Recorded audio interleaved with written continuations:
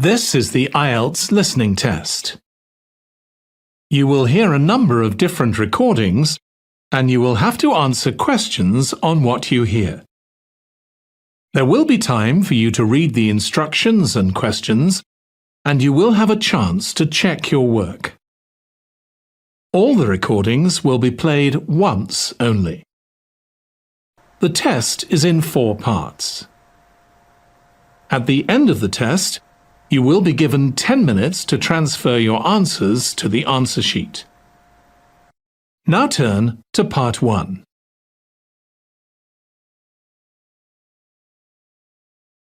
Part 1. You will hear a telephone conversation between the organizer of a park run and a woman who wishes to take part in the run. First, you have some time to look at questions 1 to 6.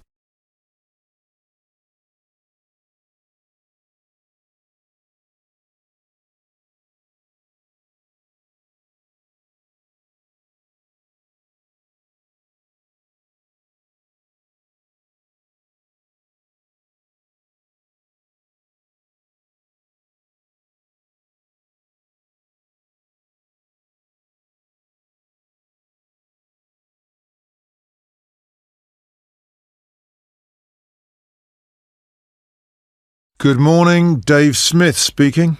Hi, could I speak to the organiser of the Preston Park Run? Yes, that's me. Great. I was talking to some friends of mine about the run, and they suggested I contact you to get some more details. Sure. What would you like to know? Well, they said it takes place every Saturday. Is that right? Yes, it does. Okay, great. Do you know where the park is? Oh, yes, I've been there before, but it's quite big and I'm not sure where to go. Well, there's a circular track that goes right around the park. The run starts at the cafe, goes past the tennis courts, then twice around the lake and finishes back where it started. Okay, and what time is the run? Well, the actual run begins at 9 a.m, but the runners start arriving at about 8:45. Okay, so I need to get up early Saturday morning then. And how long is the run? Well, it used to be 3 kilometres, but most people wanted to do a bit more than that, so we lengthened it to 5 kilometres. We now go round the lake twice, and that adds an extra 2 kilometres. Right. Not sure I've ever run that far, so I'd better start doing a bit of training. That's a good idea. But it's not a race, it's really just for fun. And the best thing would be to take it easy the first few times you do it, and then see if you can gradually improve your time. Is the run timed then? How do I know how well I've done? When you cross the finish line, you'll be given a barcode, and you take this to one of the run volunteers who will scan it. Then you can get your time online when you go home. Oh, I see. You collect all the results. Exactly. I see. That's great. So, how do I register? Well, there are several ways. I could take your details over the phone, but it's much easier if you do it using the website. Okay, good. I think that's probably all I need to know for now. Oh yes, does it cost anything to register, or do you collect money each week? Well, it doesn't cost anything to register, but we do charge for the run. In fact, we have just increased the charge to £1.50. It used to be £1, but because we were making a bit of a loss, we have had to increase it by 50p. Okay, thanks. I think I have enough information on taking part in the run. Before you hear the rest of the conversation, you will have some time to look at the questions 7 to 10.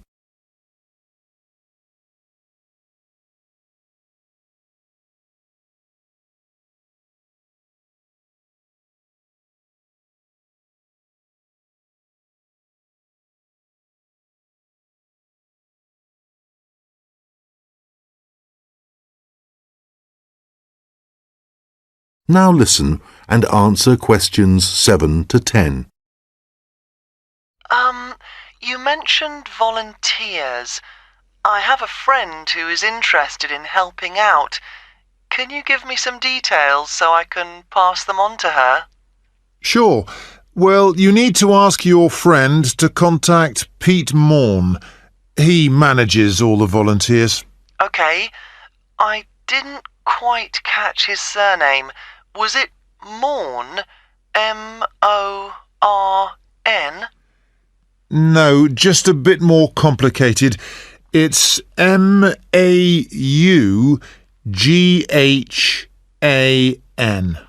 Right, thanks. And could you give me his phone number? Yes, just a moment. It's here somewhere. Let me just find it. I've 2 numbers for him.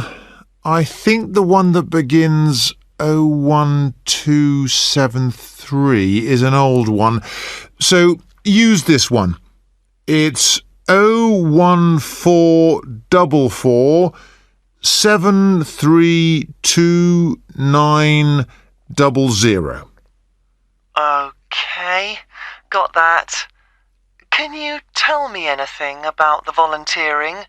Like what kind of activities it involves? Sure. Well, we need volunteers for basic stuff like setting up the course. We have to do that before all the runners arrive. OK, so that's a really early start. Yes, that's right. But if your friend would prefer to arrive a bit later, she can also help with guiding the runners so they don't go the wrong way. I see. I believe you do a report on some of the races. Yes, that's right. In fact, we do a weekly report on each race, and we always try to illustrate it. OK. Well, my friend really likes taking photographs. She's just bought a new camera. Actually, that would be great.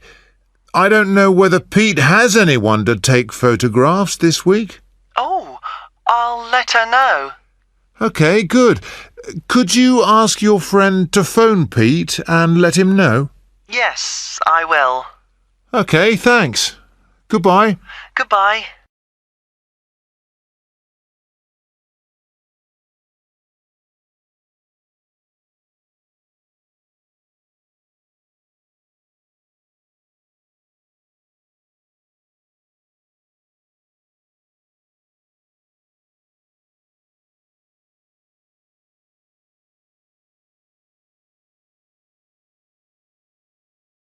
That is the end of part 1. You now have 1 minute to check your answers to part 1.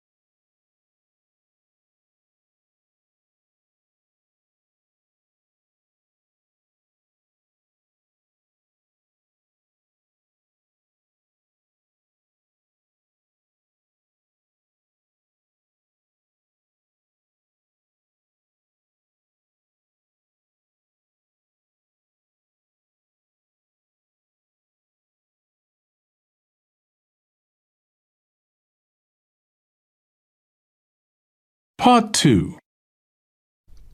You will hear the overseas student officer talking to some new students about the arrangements for an excursion to Ironbridge. First, you have some time to look at questions 11 to 15.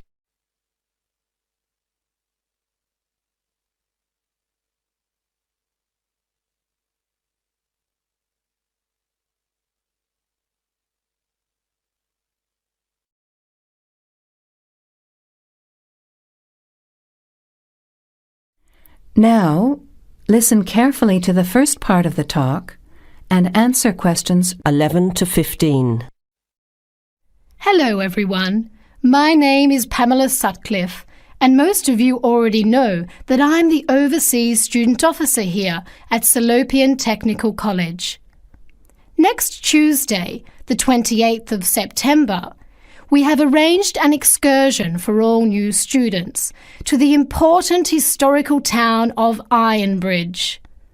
We are hoping you'll all come, because not only is the history of Ironbridge very important and interesting, but also an excursion like this is a relaxed and fun way to get to know each other. Ironbridge is about 55 kilometres from here, and we'll be travelling by the college bus, which holds 40 people. If there are more than that, we'll bring a couple of staff cars as well, though I might ask you to indicate on the list if you have a car and would be willing to take a couple of passengers. The list I'm referring to is up there on the student notice board, and if you would like to come on Tuesday, would you please add your name as soon as possible? By the way, could you please print your name clearly? I know some people have wonderful signatures, but often I'm afraid I can't read them, which can cause problems. So if we need extra transport and you could bring your car, can you tick the car column next to your name? Could you also add your student number and your telephone number, just in case there are any last-minute changes and we have to contact you? The other information I need to give you is about lunch. There's a very nice little restaurant in Ironbridge which gives a 15% discount to the college when we bring groups. That means lunch is only about £4, and they do good vegetarian meals too, so it's usually no problem for those of you on special diets. But if you prefer to eat your own food, that's fine too, either on the bus or in the park. But I'd encourage you to try the restaurant. Now, talking of costs, I should tell you that the bus will only cost you £10, and if you bring your car, we'll pay for the petrol, so you get a free trip in return for driving there. Will you please sign up by Saturday at 6 p.m. at the latest? The list is closed after that. We will depart at 9:30 a.m. sharp on Tuesday morning, so please make sure that you arrive at least 15 minutes before so that you can find a seat and get settled on the bus. Before the recorded message continues, you have some time to look at questions 16 to 20.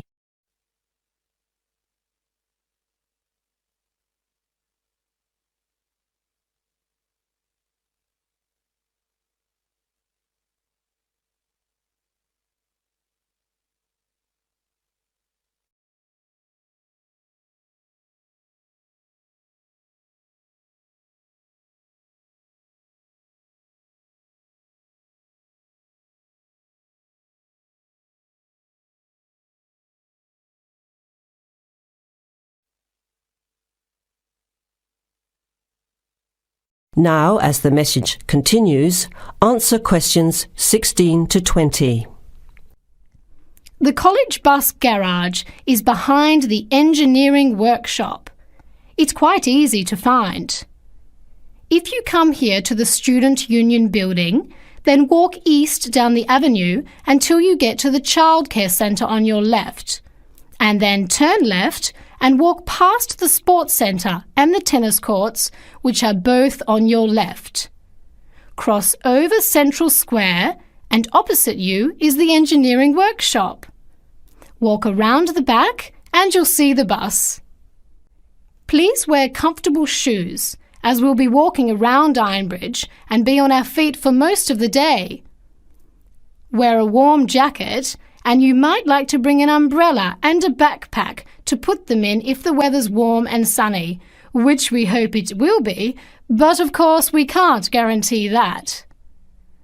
Certainly bring your cameras and any snacks or drinks for the bus journey there and back, which should take about an hour and a half each way. You should all check the notice board on Monday, and we'll also put a note in your mailbox to confirm arrangements, so don't forget to check it. Now, why are we visiting Ironbridge?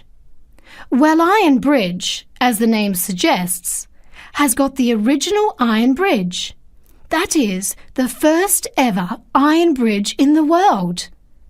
It was the birthplace of the Industrial Revolution, and for 40 years it led the world, as Britain changed from an agricultural society into an industrial one. It's hard to imagine today that this pretty, sleepy little tourist town was one of the most important places in England for over a century.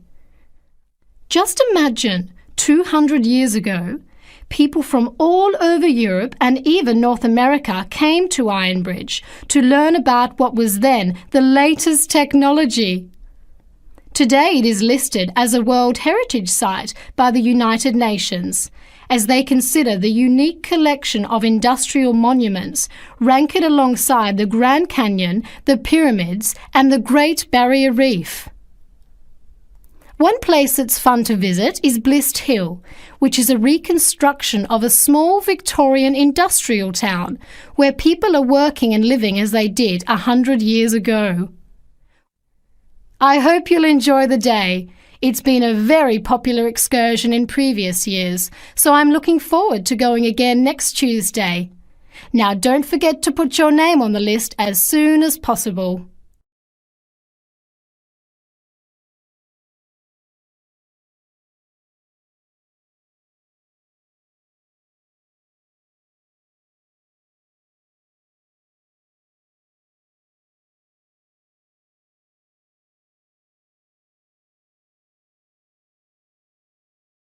That is the end of Part 2. You now have 30 seconds to check your answers to Part 2.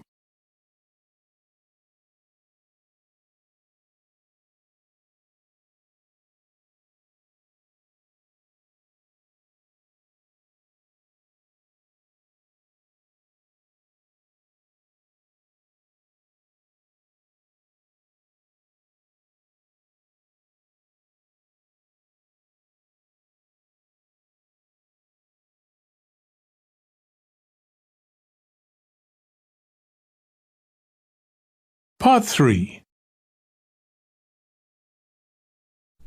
You will hear a group of students, Henry, Joe, Nancy, and Gordon, discussing changes to their work experience placement arrangements. First, you have some time to look at questions 21-26.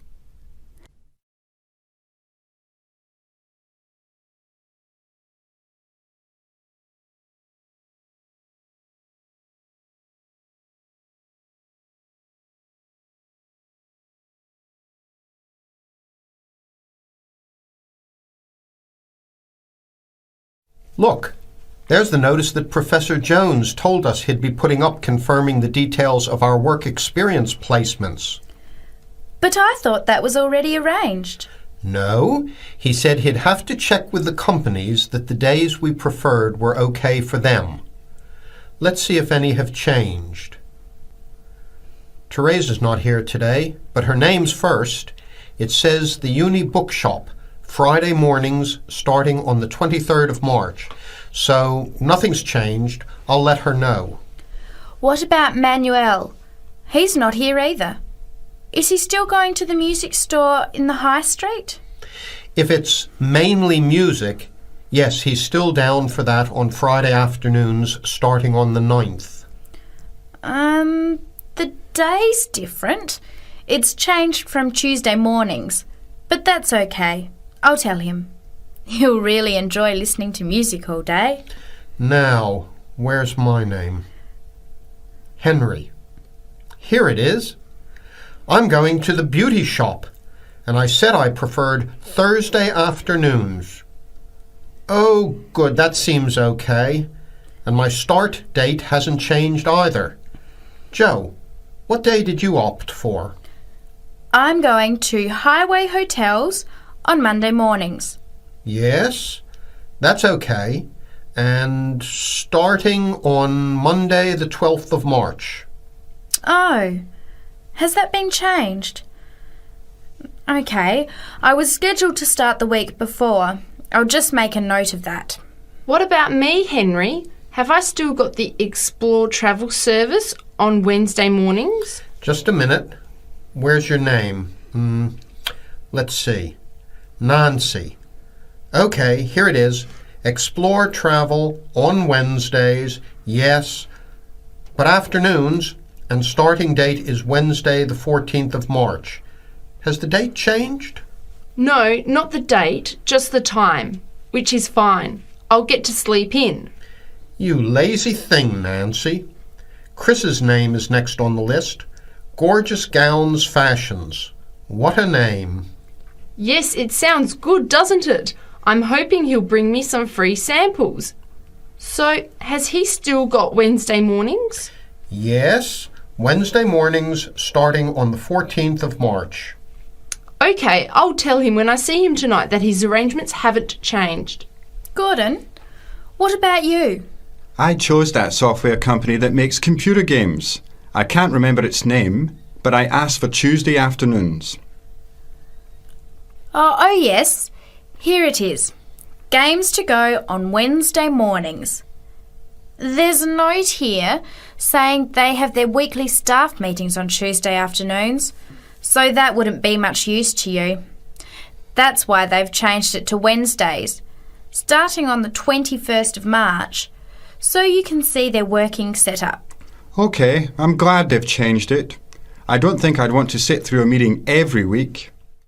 Before the conversation continues, you have some time to look at questions 27 to 30.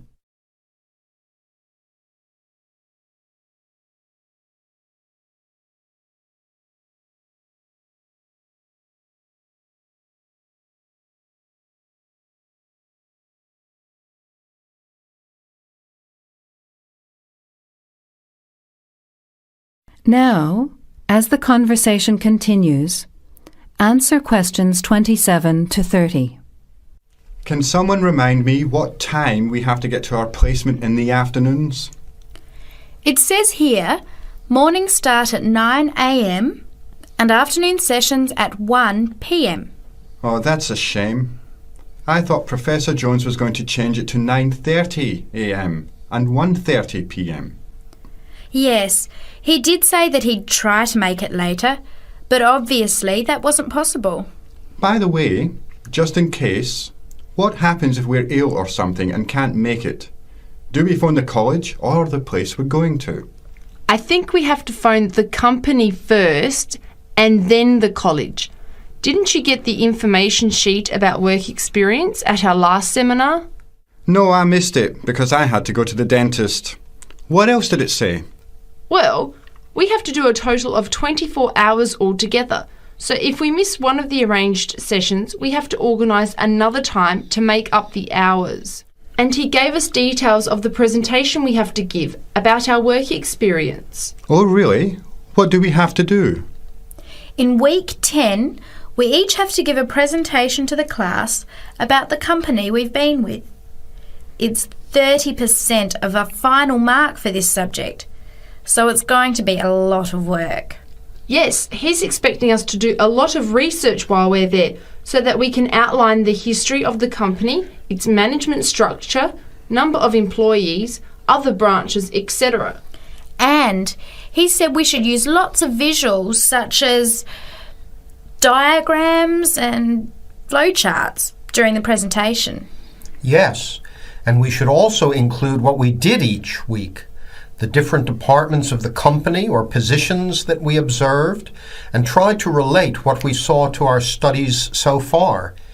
He gave examples like management style, accounting systems, information technology, and so on. You were right. It sounds like lots of work.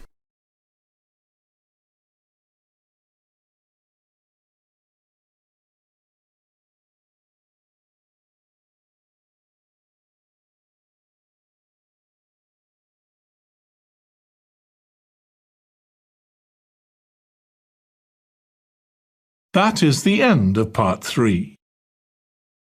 You now have 30 seconds to check your answers to part 3.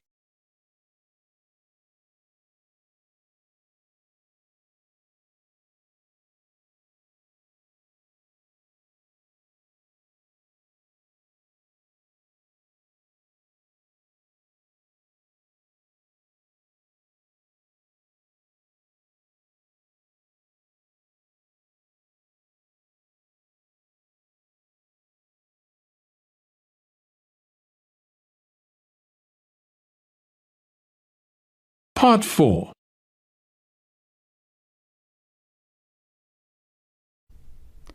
You will hear a talk from a member of the Conservation Society talking about green cleaning. First, you have some time to look at questions 31 to 40.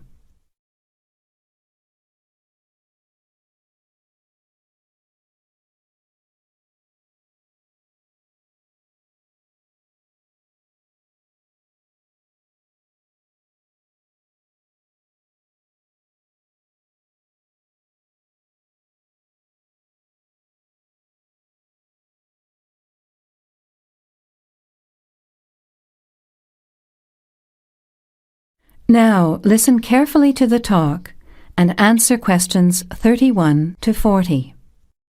Good morning, everyone. It's a pleasure to be here as a representative of the Conservation Society to talk to you about green cleaning. In other words, about ways you can help to save the environment at the same time as saving money. I'll start with saving money, as we're all interested in that, especially students who are living on a tight budget.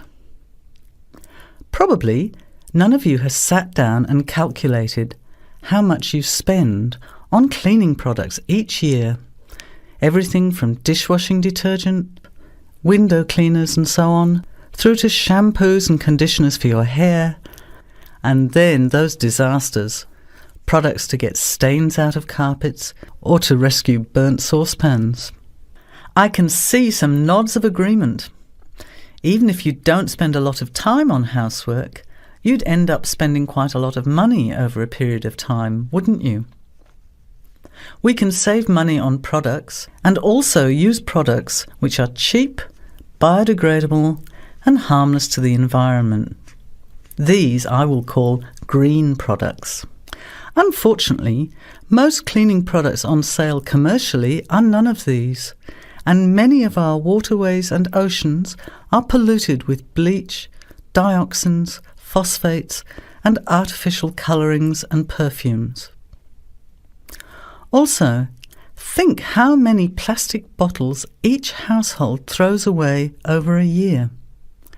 They'll still be around in landfill when you are grandparents. So we often feel there's nothing we can do to make a difference, but we can. The actual recipes are on handouts you can take at the end of the talk.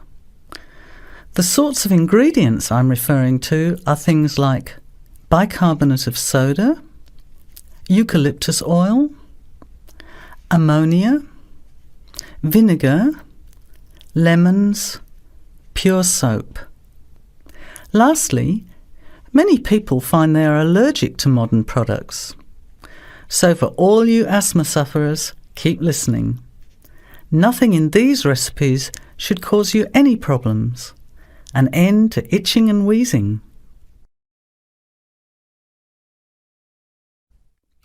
So let's start with spills and stains. Soda water is wonderful as an immediate stain remover. Mop up the excess spill, don't rub, but apply soda water immediately. It's great for tea, coffee, wine, beer and milk, as is salt or bicarbonate of soda, which will absorb the stain. Then vacuum when dry and shampoo if necessary. While we're talking about disasters, let's quickly look at some others that can be avoided. Bicarbonate of soda is wonderful for removing smells, especially in the fridge. An open box in the fridge will eliminate smells for up to 3 months. And those terrible burnt saucepans, either sprinkle with our good friend bicarb again and leave it to stand, or cover with vinegar and a layer of cooking salt. Bring it to the boil and simmer for 10 minutes, then wash when cool. Much cheaper than a new saucepan. Then there are heat rings on wooden furniture. Simply rub with a mixture of salt and olive oil, or for scratched furniture, use olive oil and vinegar. Now, let's look at general cleaning. First, the floors. If your floor covering is made of slate, cork or ceramic tiles or lino, it probably only needs a mop or a scrub with vinegar in a bucket of water. Carpets can be shampooed using a combination of pure soap, washing soda, cloudy ammonia and some boiling water. You put a small amount of this mixture onto the mark on the carpet, rub with a cloth until it lathers, and then wipe off the excess. A smelly carpet can be deodorized by sprinkling bicarbonate of soda on the surface, leaving overnight, and vacuuming off the next day. Cleaning in the kitchen, bathroom and toilet is the next section.